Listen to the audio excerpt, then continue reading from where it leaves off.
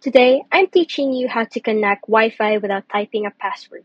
This is perfect if you forgot the code or you're trying to help a friend connect quickly. There are ways to do it. Let's break them down. First, most modern routers now include a QR code label. Just open your camera app, scan the code, and tap Join Network.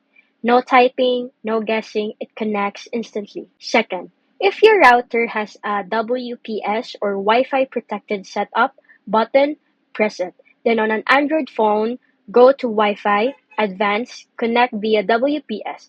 It'll auto-connect securely without needing the password. This feature isn't available on iPhone and newer routers may not support WPS. And lastly, if your friend is already connected, they can share the Wi-Fi with you.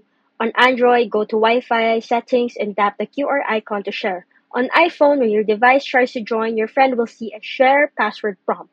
Just tap it and you're in.